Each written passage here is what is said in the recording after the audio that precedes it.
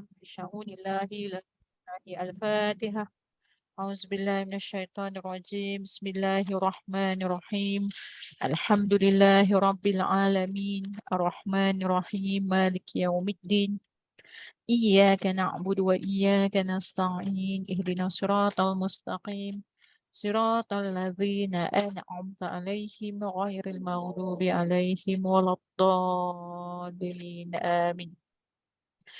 أعوذ بالله من الشيطان الرجيم. بسم الله الرحمن الرحيم. الحمد لله رب العالمين والصلاة والسلام على أبي القاسم أمين وعلى آله وصحبه أجمعين. قال رب اشرح لي صدري ويسر لي أمري واحلل عقدة من لساني يفقهوا قولي. سبحانك لا علم لنا إلا ما علمتنا إنك أنت العليم الحكيم. ولا حول ولا قوة إلا بالله العلي العظيم. اللهم صل على سيدنا محمد الفاتح لما أغلق والخاتم لما سبق ناصر الحق بالحق والهادي إلى صراطك المستقيم وعلى آله حق قدره ومقداره العظيم. أعوذ بالله من الشيطان الرجيم. بسم الله الرحمن الرحيم. بسم الله رب العظيم ورسول الكريم والملائكة المقربين. الصلاة والسلام عليك يا سيدي يا رسول الله. خذ بيدي قال سهلتي أدركني.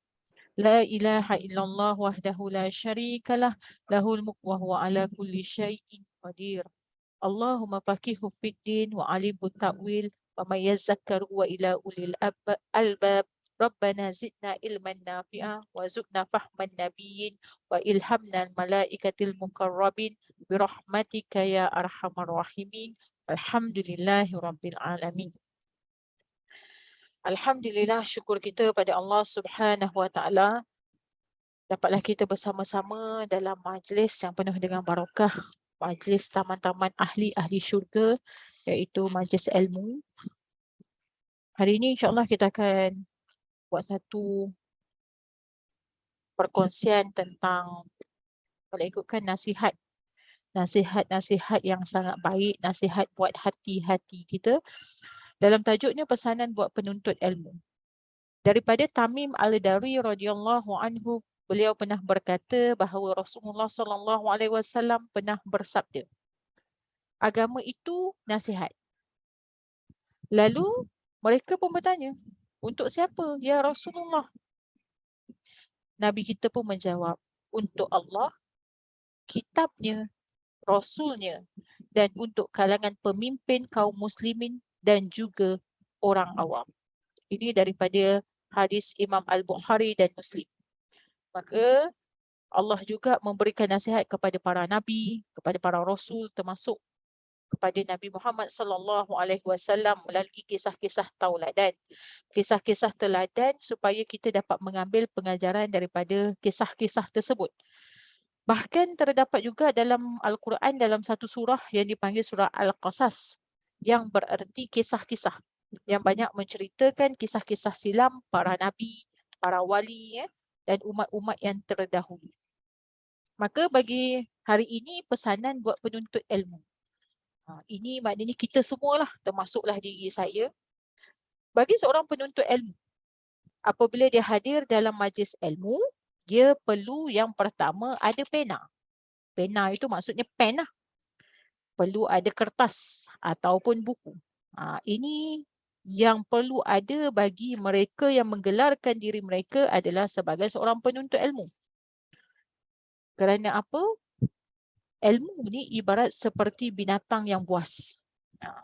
Maka binatang yang buas ni, kalau kita tidak tambat, maka dia akan terus pergi. Ataupun dia akan hilang lah. Dia tak mengikut kita. Maka kita kena tambat.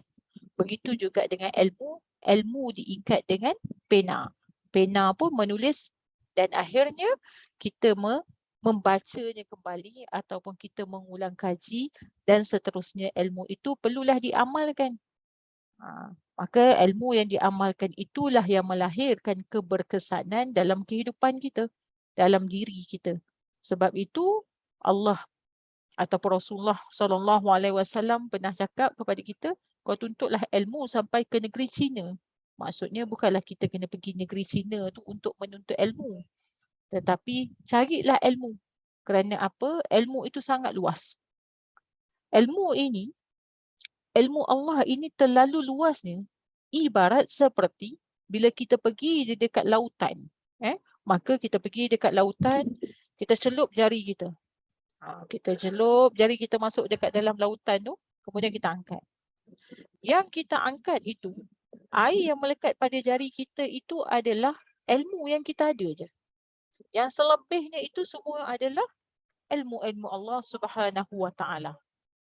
Itulah menunjukkan bahawa ilmu Allah ini terlalu banyak. Semakin kita belajar, semakin kita tidak tahu. Semakin kita belajar, semakin kita tunduk. Semakin kita belajar, semakin kita asyik. Semakin kita belajar, semakin kita tenggelam dalam lautan-lautan ilmu untuk akhirnya kemuncaknya adalah untuk mengenal siapakah kita. Siapakah Allah? Maksudnya kita ni hamba di sisi Allah yang tidak punya apa-apa. Ilmu yang ada dalam otak kita juga adalah ilmu Allah Subhanahu Wa Taala. Sekejap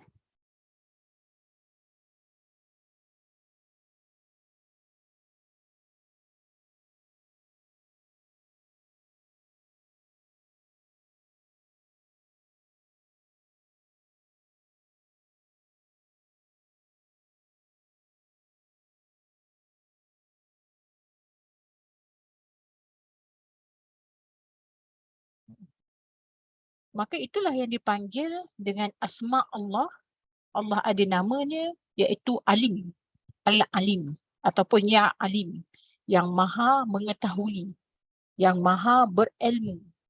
Al-Hakim yang maha bijaksana. Maka itulah sifat-sifat Allah. Namanya Allah dalam terkumpulnya 99 Asma'ul Husna. Sifatnya. Maka yang selain daripada sifat Allah itu adalah sifat kita. Ataupun yang bertentangan dengan sifat Allah itu adalah sifat manusia.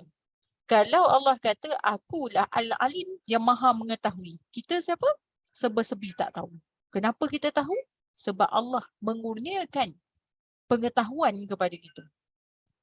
Kalau Allah kata, aku inilah Al-Hakim yang maha bijaksana. Kita siapa? Kita adalah hamba-Nya yang jahil, yang serba-serbi tak tahu. Mana mungkin kita nak lawan dengan sesuatu sifat Allah. Itulah bagaimana yang dikatakan dengan ilmu. Kelengkapan bagi menyalin kembali apa saja yang diajar oleh guru itu adalah penting. Sebab kita ini, otak kita tidak adalah seperti chip mutiara untuk kita ingatkan kembali. Itu dalam proses pembelajaran. Adalah pen, ada kertas, tulis lah. Kadang-kadang kita tak baca pun. Lepas tulis tu buku dah tebal-tebal. Lepas tu sampai rumah kita pun tutup kitab, dah. Ataupun dalam kita menulis itu, kita jadikan ianya apabila kita lupa dalam kehidupan kita, kita jadikan ianya sebagai satu sumber rujukan. Kita boleh buka balik, kita tengok. Maka seorang penuntut yang hadir mencari mutiara ilmu. Tanpa membawa pena bersama kertas catatan, dia seumpama mereka yang ingin berperang tetapi tidak mempunyai senjata. Kata Imam Asy-Syafi'i, yang kita tahu Imam Asy-Syafi'i ni sangat-sangat bijak.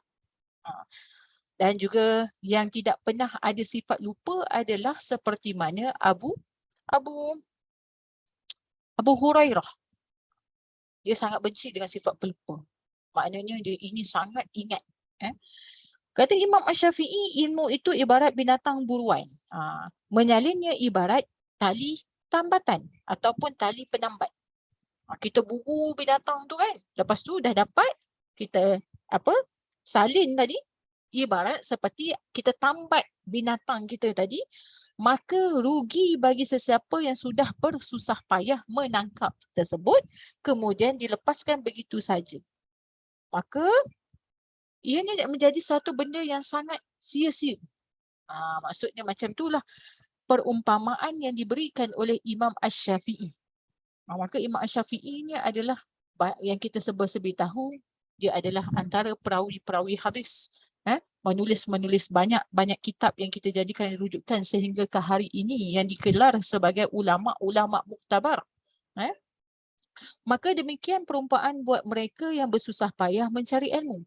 Namun ilmu itu dibiar saja tanpa disalin dan dicatat. Yang kedua, itu yang pertama lah. Jaga lidah kita daripada menghina dan mencaci orang. Jangan mencerca mereka yang turut bersama dengan kita dengan mencari ilmu. Sekiranya kita yang diperli dan dihina, maka bersabarlah. Namun jangan pula kita melakukan yang demikian kepada orang lain. Hiasi diri kita dengan ungkapan dan percakapan yang baik, itu adalah bukti bahawa kita sedang dikurniakan dan diberkati ilmu yang kita miliki. Maksudnya, bila kita nak tahu ilmu yang kita miliki ini diberkati dan juga dikurniakan oleh Allah Subhanahu Wa Taala, maka kita renunglah diri kita. Kita audit diri kita. Adakah percakapan kita mengeluarkan kata-kata yang baik? Adakah akhlak kita ini melakukan perkara-perkara yang baik? Kerana itu adalah bukti dalam tanggapan-tanggapan ataupun tangkapan-tangkapan yang kita dapat daripada majlis ilmu. Ada satu kisah yang pernah berlaku kepada Imam Asy-Syafi'i. Semoga kisah ini menjadi pedoman dan juga iktibar buat kita semua. Pernah satu ketika Imam Syafi'i dicaci dan dimaki di hadapan pelajar. Lalu pelajar itu bertanya kepada Imam Asy-Syafi'i, mengapa kau tidak membalas kejian mereka itu? Maka Imam Syafi'i menjawab, aku tidak sama sekali melayan orang yang jahil yang bercakap buruk tentang perihalku. Aku juga tidak akan mengambil peduli, apatah lagi untuk membalas ucapannya, kerana dengan ucapan buruk itu juga yang dia lontarkan kepada aku. Maknanya bila kita menjawab tu, samalah macam dia. Dia bertambah jahil dengan perbuatan itu dan aku pula bila tidak menjawab bertambah mulia dengan perlakuan aku itu. Maka inilah yang dipanggil inspirasi apabila kita belajar. Contohnya kadang-kadang bila cikgu tanya ataupun guru kita tanya, ustaz kita tanya, kemudian kita takut sangat jawab salah. Lepas tu kadang-kadang kawan-kawan kita gelak. Saya ingat lagi satu cerita daripada seorang syekh ni. Syekh ni dia pernah cerita, dia kata apa? Dia ni mengajar Al-Quran. Masa dia dulu pergi belajar Al-Quran, dia adalah murid yang paling slow learner lah orang kata. Sehingga kan sahabat-sahabat ni, kalaulah cikgu ataupun ustaz tanya dia dulu, jawapannya memang confirm balik lambat kelas. Maksudnya kan. Maka dia ini seorang pelajar yang macam memang ingin belajar dan sering bertanya kepada gurunya dan sering mencuba-cuba menjawab soalan guru dia. Tapi orang sekeliling ni tak suka lah. Sebab setiap kali dia ni je, confirm lah kita akan balik lambat. Maka bila guru dia tanya, mereka semua mengharapkan, sahabat-sahabat pelajar-pelajar lain ni mengharapkan pelajar ini biarlah dia last kali supaya dia balik lambat. Dan akhirnya dia adalah seorang pelajar yang sering balik lambat. Sebab sering belajar. Dia datang paling awal supaya dia nak dengar apa guru dia ajar. Tapi dia ni Allah uji dia dengan sangat-sangat slow learner lah orang kata. Tetapi niat dia ingin belajar dan hari ini kesannya dia telah menjadi tuan guru syekh. Itulah dia maknanya perjalanan kita dalam kita menuntut ilmu ini, pertamanya kena buanglah sifat ego. Orang yang belajar ni sebenarnya dia nak buang ego dia. Sebab makin kita belajar, makin kita ada ilmu. Orang kata kita mengajilah, kita golongan mengaji. Bila orang mengaji ni dia ada ilmu. Bila dia ada ilmu, dia akan lakukan dalam kehidupan dia. Maka bila kita berhadapan dengan orang-orang yang jahil di hadapan kita, orang yang serba-serbi tidak tahu, kan? Kita anggaplah dia ni tak mengaji ni. Kan? Kita anggap je lah dia tak ngaji lagi. Ataupun kita cakap, gila ngaji dulu. Bukan kita berdebat dengan dia. Kerana apa kata Imam Syafi'i? Kalau kita berdebat, menjadikan perbuatan kita lebih buruk daripada orang tersebut. Dan kadang-kadang adab daripada seorang murid terhadap guru. Kadang-kadang murid ni dia nakal juga. Dia saja-saja nak test guru dia. Nak test lah. nak test guru dia ni kan. Maka dia kata nak tengok jauh mana ni guru ni. Orang yang duk bangga-banggakan baru datang kampung aku, mesin aku test sikit tengok. Nampak muda lagi ni, dia kata kan. Maka habis dia belajar, dia pun tanya. Start nak tanya. Dia nak tanya sesuatu soalan yang sudah pasti kemungkinan ustaz itu tidak mampu menjawabnya. Ataupun ustaz itu tidak arif dalam soalan tersebut. Maka dari segi adab seorang murid, sama sekali tidak boleh menyoal seorang guru untuk mencari kekurangan guru tersebut. Itu pun dari segi adab lah. Contoh, kadang-kadang ustaz tu dia ajar bab fiqh, kita pergi tanya hukum tajwid. Lepas tu dia cakap, itulah. Saya dah agak. Dia kata dia mesti tak boleh jawab lah ni. Sebenarnya kadang-kadang bukan ustaz kita tak nak menjawab, tetapi dia bukan arif dalam bidang tersebut. Maka jumpalah ahli zikr untuk kita rujuk. Dia sebagai contoh, kalau kita ni sakit kepala, kan, pergilah klinik atau hospital. Janganlah kita pergi dekat workshop. Tak kenalah tempat ni. Pergi workshop kata saya sakit kepala. Maknanya tak kena. Maka itulah berlaku adab. Adab di antara seorang penuntut ilmu dan juga seorang yang menerima ilmu. Itu dipanggil kalau lebih secara dalamnya dalam adab sulukil murid. Kemudian alim dan juga jahil. Maka tidak ada sesiapa yang dapat memberikan kita ilmu melainkan hanya Allah Subhanahu Wa Taala. Kerana apa? Allah ini bersifat al-alim. Dia mengetahui sedangkan kita serba-serbi kekurangan. Maka dalam kehidupan kita ini kita positionkan je kehidupan kita. Dari segi hakikat lah. Tapi daripada segi syariat, kita kena melakukan yang terbaik. Maksudnya kita tahu Allah itu dia bersifat maha hebat. Kita ini diperhebatkan oleh Allah kerana Allah lah yang memperhebatkan kita dengan menutup aib-aib kita, dengan memberikan sedikit kecerdasan, kebijakan kepada kita. Tapi dari segi hakikat, ya Allah, aku sebesepi tak tahu ya Allah. Itu dari segi hakikat. Tetapi dari segi syariat, kita tak bolehlah cakap. Contohnya, kan kita tahu Allah itu maha hebat. Kita duk cakap apa? Saya ni memang insan yang memang tak berguna langsung kat dunia ni. Habis tu bila dah jadi macam tu sebab Allah maha hebat. Habis apa yang kita buat? Kita tak payah buat apa-apa lah. Sebab Allah tu hebat. Allah boleh hantar rezeki tara mana pun ke kita. Tak payahlah belajar-belajar. Sebab Allah tu memang dah positionkan diri saya ni memang serba-serbi tak tahu. Sebab Allah itu bersifat yang maha mengetahui. Contoh, tak boleh macam tu.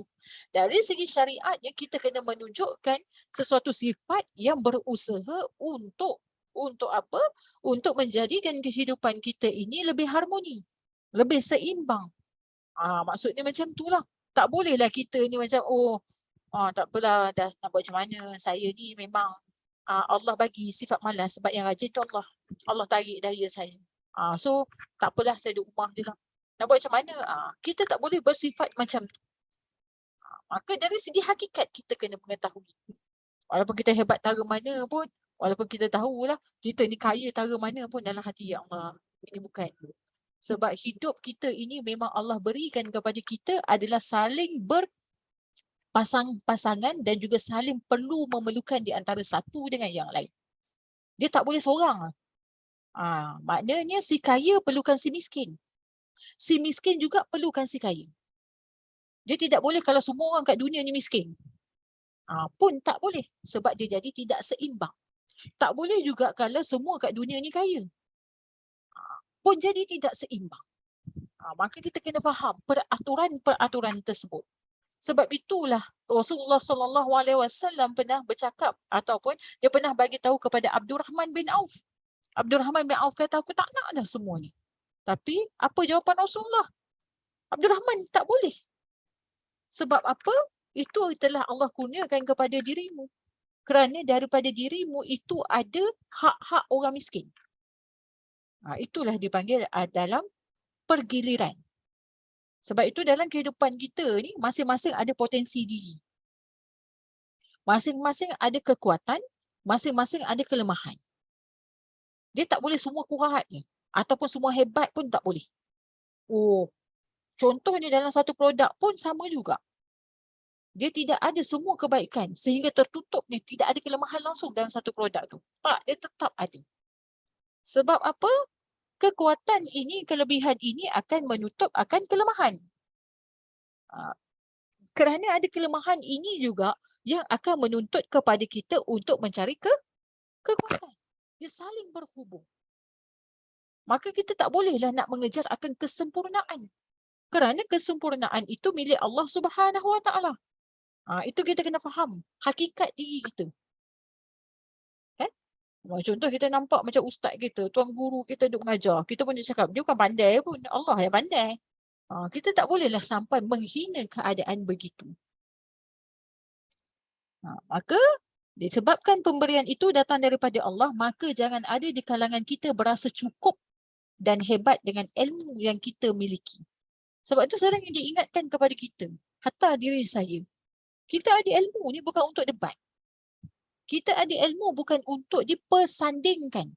Sandingkan maksudnya bukanlah pergi naik pelamin tu, tidak. Dipersandingkan untuk dijadikan sebagai satu macam ketaksuban. Jadikan macam, aku ni kitab ni dah habis dah, kitab ni dah habis. Sebab itulah kadang-kadang kita tengok Imam Syafi'i dia kata, aku lebih suka orang yang beradab berbanding orang yang berilmu. Maka ada adab-adab ketika kita menuntut ilmu. Sudah semestinya ada orang yang lain yang lebih tinggi dan hebat ilmunya berbanding kita. Memang kita tak boleh nak akui. Memang hebat ilmu mereka itu. Maka bagi mereka yang ada ilmu, dia tak boleh juga simpan untuk dirinya. Kerana dia perlu meluahkan ataupun menceritakan. Tak boleh pula dia jual ilmu. Oh, ini ilmu ni saya belajar mahal ni Ustazah. Tak mainlah bagi-bagi Ustazah. Contohnya macam resepi. Secret recipe. Oh, tak boleh lah saya belajar dengan chef 2, bukan chef 1 ni, chef 2. Saya belajar dengan chef 2 ni. Dekat mana? Oh, saya belajar dulu dekat Go Ahead Go Stun contoh. Saya bayar sekian bin sekian untuk dapatkan satu menu yang boom. Kita pun dia tanya, bagilah menu. Oh, tak boleh ni. This is called the secret recipe. Bagilah. Buat tak buat, nombor 2. Okay. Sebab kita rasa benda itu kita punya, maka kita akan protection lah. Sebab itu kita tengok, jangan angkuh dan rasa diri sudah memadai dengan ilmu yang kita pelajari. Sebab itu dalam ilmu ini kita nak tahu bagaimanakah keberkesanannya dalam kehidupan kita. Bagaimanakah boleh kita memahami akan kehidupan kita. Sebab itu ilmu ini panduan hidup kita. Belajarlah tinggi mana sekalipun, tetapi apabila ada permasalahan, ada sesuatu yang kita hadapi, ada kekangan yang kita lalui, maka ilmu tersebut akan merungkaikan segala permasalahan tersebut. Sebab tu kita kena faham. Ilmu ini bukan sekadar untuk dibelajar, tetapi ilmu ini untuk difaham. Yang penting faham. Bukan kata, tak apalah kita nak habis cepat Ustazah. Ustazah ni lambat sungguh lah. Satu baris pun nak dekat 3 minggu hujah. Contoh. Sebab saya memang sangat-sangat lambat lah dalam menghujahkan sesuatu. Sesuatu kan satu baris. Kerana apa? Bukan sebab saya nak tunjuk diri saya bagus. Sebab saya nak bagi faham. Apa yang saya huraikan tu adalah kefahaman diri saya. Itu sebenarnya. Maka kita tak perlulah rasa, aduh bagus ni. Belajar tinggi-tinggi ni. Belajar banyak-banyak ni kan. Tapi bila ada satu masalah yelah mungkin kita boleh ikut ke yang ni. Walaupun sebenarnya kita tahu itu tidak boleh ikut. Itu maksud dia. Maka insan yang tidak angkuh dan merasa ilmunya masih sedikit dan akan sentiasa meminta dan berdoa kepada Allah agar dikurniakan kepadanya ilmu yang berguna. Maka sedikit amalan lah yang saya boleh kongsi. Antaranya yang pertama, jangan pernah tinggal kepada minta pada Allah dalam doa kita. Rabbana atina fid dunya hasanah. Jangan pernah tinggal. Minta kepada Allah agar Allah memberikan kita petunjuk di dunia dan juga di akhirat. Kemudian waktu pembukaan kelas siapa sekalipun nak dengar ceramah ke apa, baca selawat Al-Fatih sebagai selawat pembuka. Kadang-kadang guru kita baca, ustaz kita baca, ataupun ustaz kita lupa baca, kita baca. Allahumma salli wa sallim ala Sayyidina Al-Fatihi lima u'liqa wal khatimi lima sabaqa nasiril haq bil haq wal hadi ila siratikal mustaqim wa ala alihi haqqa qadrihi wa miqdarihil azim. Jadilah antara amalan-amalan kita. Kita lazimi. Kerana selawat Al-Fatih ini adalah selawat pembuka. Kita minta pada Allah untuk buka apa? Buka dada kita. Buka otak kita untuk menerima curahan-curahan ilmu itu tersebut masuk dalam hati kita. Untuk buka rahsia-rahsia Allah agar masuk ke dalam hati kita. Maka pencari ilmu pasti sedar ketika dia berjaya menguasai sesuatu ilmu, semakin luas akalnya dan semakin banyak perkara yang dia belum ketahui. Maka pencinta ilmu ini, kalau kita perasan, mereka ini yang pertama macam dia tak puas. Kalau contohnya kalau kita tengok ni kalau kat sini semua orang boleh tengok wallpaper ataupun profil Cik Puan Amirah Idris. Dia letak gambar dia tengah pegang. Kita tahulah dia ni konvo ni. Maksudnya kan. Makanya kenapa selepas saja SPM nak pergi tambah belajar untuk ambil sijil. Lepas sijil nak kena ambil diploma. Lepas diploma nak kena ambil degree. Lepas degree dia nak ambil master. Lepas master dia nak ambil PhD. Lepas PhD dia nak ambil lagi. Kerana apa? Kerana semakin dia belajar, semakin banyak benda yang dia tak tahu. Itulah sebenar bagi pencinta ilmu. Macam kita ni belajar kitab lah.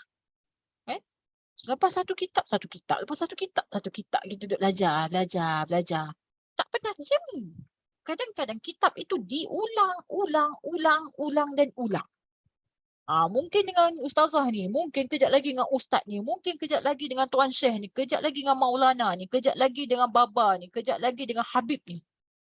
Maka itulah bagi mereka yang sebenarnya dia orang rasa apa dalam diri dia, banyak benda aku tak tahu.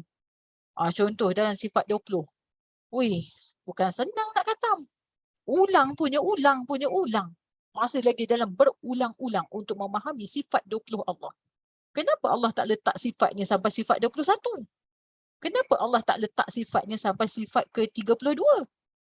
Kerana akal manusia hanya boleh terima sifat Allah sampai 20. Kalau lebih dia tahu tentang sifat Allah, maka kita akan jadi gila. Itu sifatnya. Sebab tu belajar sifat 20 ni pun macam berpusing-pusing. Masih lagi kita. Dan di dalam sifat 20 itulah ada dalamnya 99 asma Allah. Dirungkaikan lagi. Dalam 99 itulah dirungkaikan segala apa yang dikatakan sifat-sifat Allah di alam ini. Maka alangkah sempit dan ruginya seseorang itu apabila dia terus puas hati. Ketika selesai membaca satu atau dua buah buku ataupun kitab lalu terus menganggap dirinya mereka itu hebat. Dan sudah menguasai ilmu tersebut semaksimumnya. Dia rasa puas. Tak apalah, dia kata. Habis lah. Maka perasaan ini yang perlu kita jauhi. Sebab tu kalau bagi mereka yang ada guru, kan? Guru dia akan tanya dia. Apa yang kau faham tadi? Tadi waktu kuliah ni, apa yang kau faham? Apa yang kau tak faham? Ada soalan tak? Guru ni, kalau seorang guru, dia memang menanti soalan. Sebab dia nak tengok kefahaman anak muridnya. Bukan nak tunjuk dia hebat, tidak. Maka nak tahu manakah kefahaman itu sampai. Sebab tu kadang-kadang kita duduk dengan guru macam saya selalu dengan Z lah. Saya tanya ni. Faham tak? Saya akan tanya. Maka di kalangan kita ni pun boleh tanya lah. Bolehlah kita berborak. Ataupun lepas dia. Sebab tu kadang-kadang kalau kita pergi kursus kan, dia ada tea break. Lepas berapa second tea break. Kenapa dia letak tea break? Tea break itulah sesi murajaah. Sesi untuk kita berbincang di kalangan kita. Bukan tea break pergi minum air kopi. sampai bercawan-cawan. Tidak. Masa tu lah kita duduk kan, kita akan cerita balik apa yang kita faham dalam kelas tersebut. Itu lebih mudah. Maka kerana orang alim sendiri dia tak mengaku dirinya alim. Alim ni maksudnya mengetahui, bijak. Dia tak mengaku. Dia sentiasa merendahkan diri. Jadi apakah anda layak sesiapa yang baru saja membaca helaian mendakwa dirinya alim sebersebi tahun? Layak ke? Tak layak. Kan? Macam kalau kita tengok, kita baca musyaf pun macam-macam. Tak habis-habis. Satu-satu. Kita baca kisah Nabi pun tak pernah habis. Maka tanda kealiman seseorang itu yang berilmu dimiliki dengan pertamanya dalam kitab ini adalah kepribadian yang tinggi. Yang diukur adalah adab dan akhlaknya. Di mana di sini diukur? Khususnya apabila dia bersama dengan gurunya. Ni dua. Sebab tu ada seorang ustaz dia ingatkan. Dia kata apa? Kita ni dengan guru ni, dia kata, apabila dalam majlis, walau sebaik mana pun kita dengan guru kita tersebut, dia kata, sahabat macam mana pun, tetapi dalam majlis kita kena panggil dia seperti mana pelajar-pelajar dia panggil kepada guru tersebut. Selesai saja majlis, dia kata, sekiranya masih ada pelajar, contohnya masa tu dah minum ke apa, sahabat tersebut perlulah memanggil guru tersebut dengan panggilan yang pelajar tadi panggil.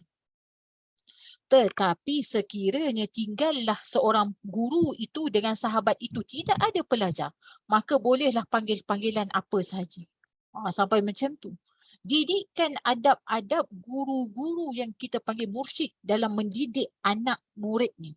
Bukan kerana dia nak tunjuk dia hebat. Bukan kerana dia nak menunjuk yang dia perlu dimuliakan. Tidak. Tetapi kesan daripada adab dan akhlak inilah yang dituntun oleh para guru-guru kita. Khususnya guru mursyid. Walaupun guru mursyid kita tu kita nampak macam biasa je.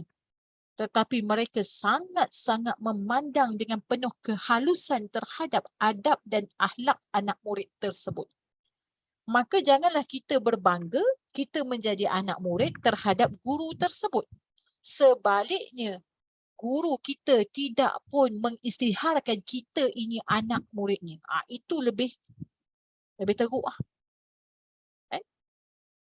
Maka dia pasti berasakan dia dan menganggap orang lain lebih berilmu daripada dirinya. Ini yang kita kena rasa. Sebab itu kadang-kadang apabila kita belajar dalam ilmu barat ni, dia ajar kita terbalik. Apabila kita nak bercakap di khalayak orang ramai, contoh, kan? So cara dia macam mana? Pertamanya kita kena rasa semua yang depan kita ni serba-serbi tak tahu. So kita akan cakap lah apa benda. Semua benda yang kita duduk cakap. Kita kena letak dalam mind kita ini, berdirinya kita di atas stage tu, kita kena anggap semua yang di hadapan kita ini tak tahu apa-apa. Yang tahu kita je. Itu dia pasak pada fikiran kita. Tetapi dari segi Islam tidak mengajar sifat seperti itu. Islam ajar macam mana? Islam ni dia ajar apabila engkau duduk memberi ilmu, kau kena rasa di hadapan kau lebih banyak ilmu daripada kau. Itu sampai tahap itu kita rasa. Maka kita tengok saja bagaimana kepribadian insan-insan terdahulu sebelum kita. Mereka mempunyai perbezaan pandangan dalam sesuatu masalah, namun mereka masih tetap menghormati di antara satu dengan yang lain. Walaupun mereka ini tidak sependapat, tetapi mereka menghormati pendapat tersebut. Walaupun kita tahulah, saya nak kapet warna hijau. Yang kawan kita kata, tak, warna merah agak cantik. Majoriti semua nak merah. Kita hormatlah kepada keputusan tersebut. Kamu lebih alim daripada aku, itulah sebenar-benarnya sifat insan yang alim. Seorang pencari ilmu yang dangkal dan angkuh akan berfikir dia saja yang betul, dia saja yang benar. Saya pun moga-moga harap janganlah ada perasaan itu. Kadang-kadang berasa juga kita manusia. Wa na'udzubillah min zalik, banyak-banyaklah kita istighfar kepada Allah Subhanahu Wa Taala. Dia juga menganggap mereka yang tidak sealiran dengan mereka adalah sesat. Ini beberapa pandangan-pandangan. Belajarlah daripada Imam Asy-Syafi'i dan Imam Ahmad bin Hanbal. Walaupun dalam banyak permasalahan fiqh. Mereka ini. Iaitu imam kita mazhab Imam Syafi'i. Imam Ahmad bin Hanbal ni mazhab lain. Tetapi mereka ini tidak pernah sesekali bermusuhan dan juga berkelahi. Itu adalah bukti kealiman dan keberkatan ilmu yang ada pada diri mereka. Mengapa perlu menganggap orang yang tidak sealiran dengan kita itu sesat? Sedangkan rujukan dan panduannya juga sama, iaitu Al-Quran dan Sunnah. Sepatutnya yang dilabelkan sesat hanya kepada mereka yang tidak bersandar kepada Al-Quran dan Sunnah serta hanya menurut hawa nafsu. Maka dalam perkataan sesat, sesat ni kita kena faham. Sesat ni adalah sesuatu yang Allah tidak terima. Hakikatnya. Maka itulah yang dipecahkan kepada 73 golongan di akhir zaman. Satu golongan je yang masuk ke dalam syurga. 72 lagi tidak. Maka mereka ini adalah golongan yang mana? Golongan yang ke-70. Kadang-kadang mereka menjadikan Al-Quran itu sebagai sandaran. Tetapi mereka menghujahkan hanya mengikut akal mereka. Dia maknanya ayatul Quran ni kita satu ayat kita baca, kita tak boleh baca sebenarnya dalam perkataan tidak. Kena ada guru yang menghujah. Maksudnya sampai ke tahap itu. Maka hayati akhlak dan kepribadian tokoh-tokoh Islam yang lampau. Mereka saling menghormati dan mengasihi antara satu dengan yang lain. Sealim-alim mereka boleh berperwatakan begitu. Mengapa kita yang cetek akal dan kurang alim dengan senang hati boleh tuduh menuduh mereka dan caci mereka yang tidak sealiran dengan kita? Kalau yang tidak sealiran ni, kita memberi tahu tentang kebenaran. Sepatutnya kita settle lah. Tak payah nak jadikan ianya sebagai satu isu perdebatan. Ini tak boleh ni, ini tak boleh aman ni. Ini kan? Maka tepuk dada tanda iman dalam dunia yang sebercanggih ini, sebaran fitnah dan cacian boleh tersebar dengan sangat-sangat cepat. Maka amatlah memalukan sekiranya cacian itu datang dari insan yang mengaku hebat ilmunya. Sepatutnya orang yang alim menunjukkan contoh yang baik kepada yang lain, namun sekarang sebaliknya yang berlaku. Semoga kita semua terpelihara daripada penyakit sebegini yang kian berleluasa dalam lapangan ilmu. Ini kita tahulah. Ini antara pendebatan hangat yang sedang berlaku di Malaysia khususnya. Kan? Ya ini tak ngam dengan ni tak ngam. Macam kita yang jadi orang awam ni pun dia pening. Tak tahu nak ikut yang mana. Yang ini kata macam ni, yang ini kata macam ni. Kita pun tak tahu, maka ikutlah apa yang dia telah ditinggalkan oleh Nabi kita sallallahu alaihi wasallam, iaitu yang kita sebut tahu adalah golongan-golongan yang dipanggil sebagai golongan ahli sunnah wal jamaah yang mengikut manhaj apa ataupun yang mengikut daripada kita panggil mazhab-mazhabnya adalah daripada Imam apa? Abu Mansur Al-Maturidi dan juga Imam apa? Al-Asy'ari, Abu Hasan Al-Asy'ari. Iaitu dalam manhaj-manhaj yang mereka ikut. Ini dalam golongan ahli sunnah wal jamaah. Kita ada hujah dulu awal-awal